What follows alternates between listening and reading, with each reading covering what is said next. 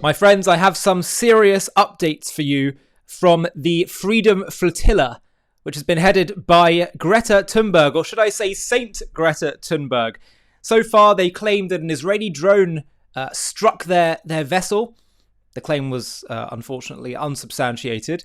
And then Greta, I think, got kicked off one of the ships because of an internal squabble. And now I have some further developments for you. It was very important we take this seriously, my friends. This has the potential to transform the entire face of the Middle East, this vessel headed up by Saint Greta.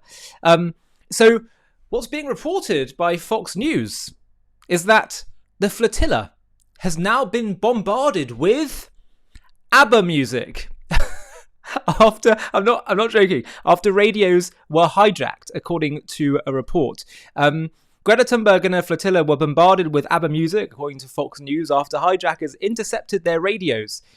GB News reported that the global Sumud flotilla blamed Israel for the stunt, which looped ABBA's Lay All Your Love on Me for hours, a possible jab at Thunberg's Swedish roots.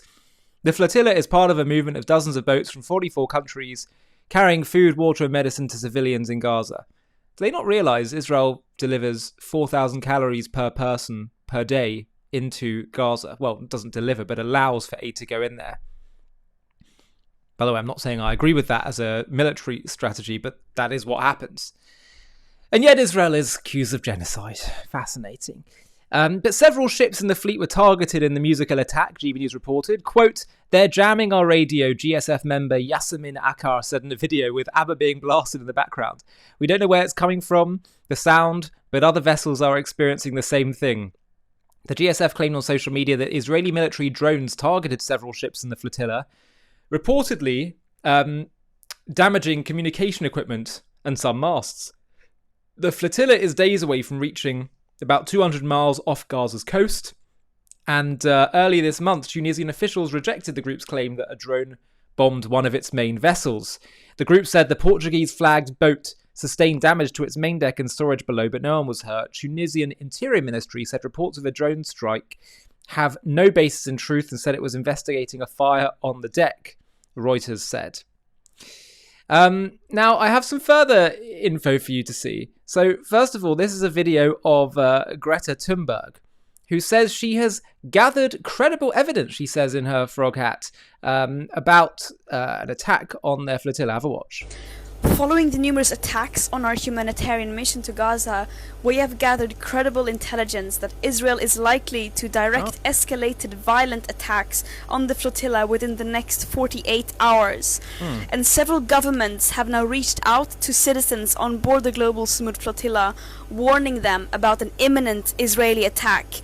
One that could be bigger and potentially deadlier than anything we've seen so far against our peaceful humanitarian mission, completely abiding by international law.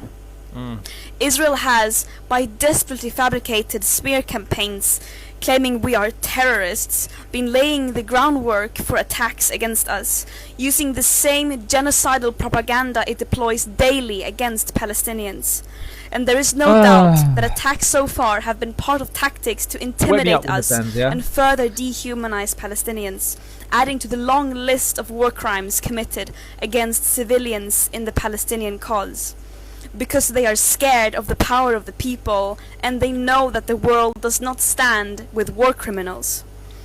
But we continue undeterred. And the closer we are to Gaza, the bigger grows the risk of escalation towards us.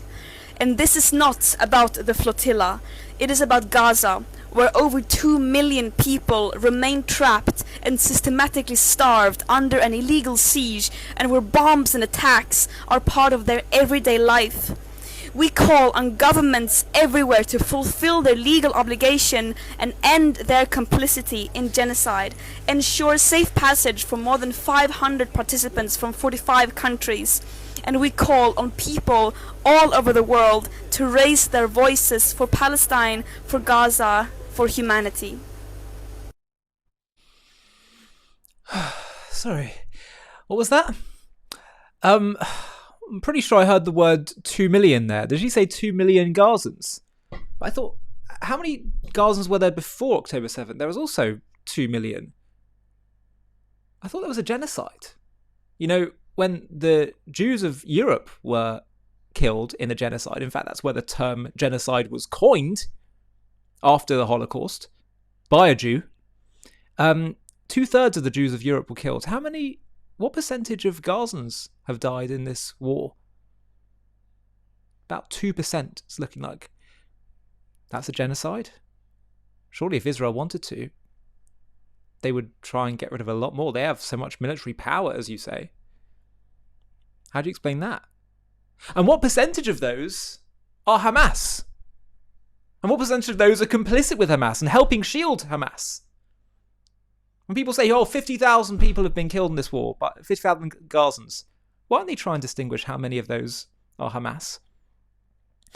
Greta, I hate to break it to you, but everything you accuse Israel of, being a terrorist, war criminal, genocider, you are complicit in.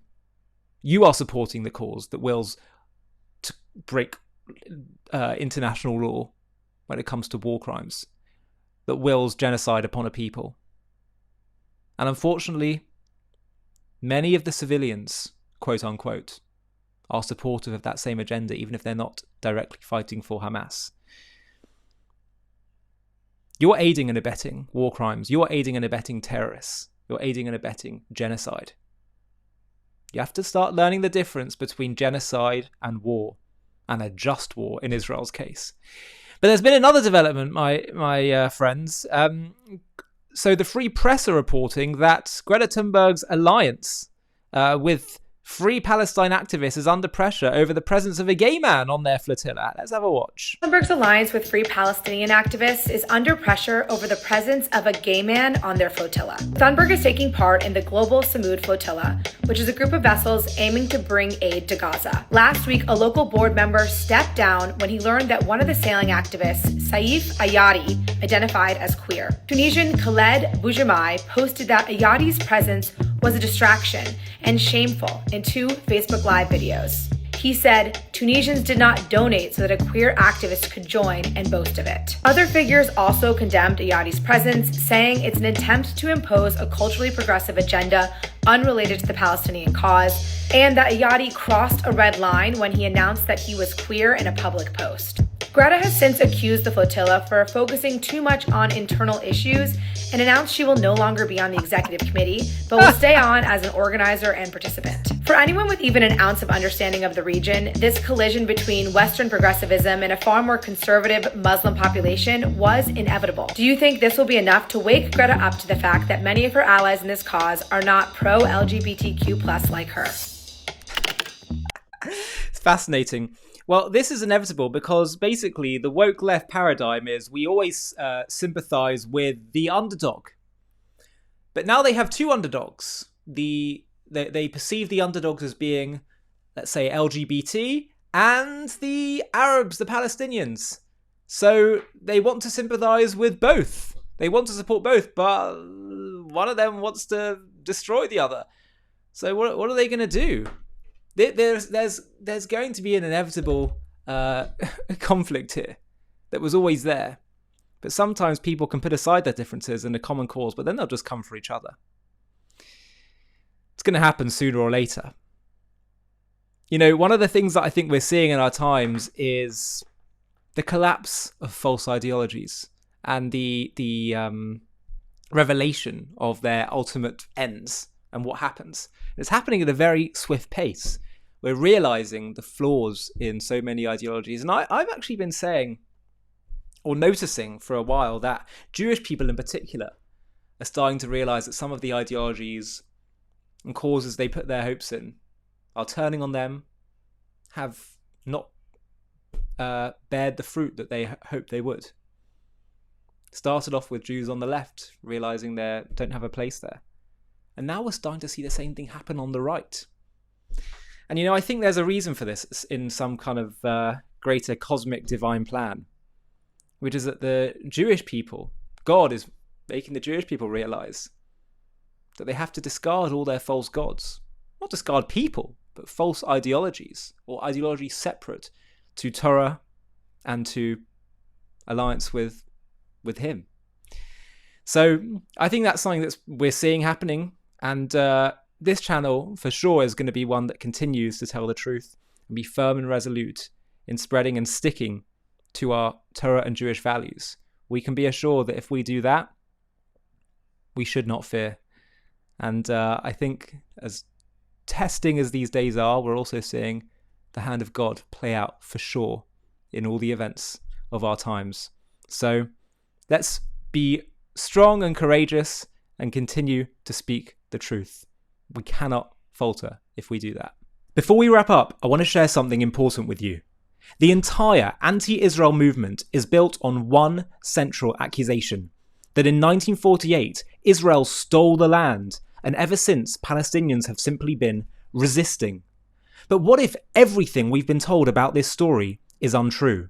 What if the real history of 1948 shows not Arabs being forced out, but Jews, while seeking peace, having to fight for their survival against a genocidal enemy that willed its destruction long before Israel's re-establishment? Have a watch of the trailer for our new, groundbreaking and essential documentary entitled What Really Happened in 1948. And if you want to see the full film, just click the link in the video description. In 1948, the world witnessed the rebirth of the Jewish state, the State of Israel. A moment celebrated as a miracle of survival and self-determination after centuries of persecution and the horrors of the Holocaust. Yet for decades, this event has been twisted into a narrative of theft and catastrophe, with the so-called Nakba portrayed as Israel's original sin, where Jews allegedly stole Arab land and displaced innocents in a premeditated act of ethnic cleansing. But what if this story is fundamentally inverted? What if the cause and effect are the other way around? Not Israel aggressively seizing territory and Arabs responding in self-defense, but Arabs, driven by deep-seated hatred, rejecting the Jews' legal and historical rights to live in their ancestral homeland and waging a genocidal war long before Israel's re-establishment. In this JTV Plus documentary, we're going to uncover the unvarnished truth about 1948, the centuries of pogroms and anti-Semitic violence that set the stage, the Arab leaders' explicit calls for extermination, and the defensive war Israel fought to secure its existence. We'll challenge the pervasive lies head-on, showing how Arab rejection of peace wasn't about creating a Palestinian state, but about denying Jews the right to live at all. From the Nazi-allied leader of the Arabs in Palestine, the Mufti al-Husseini, to the forgotten occupations by Jordan and Egypt, when no Palestinian state was even considered, this is the story of a conflict rooted not in displacement, but in whether the Jews deserve to live in their homeland. Join us as we debunk the myths with facts, confront the historical record fairly but firmly, and reveal why 1948 was not an act of aggression, but a righteous response to annihilation. This is what really happened in 1948. To watch this JTV Plus documentary and access much more premium content, click on the link in the video description.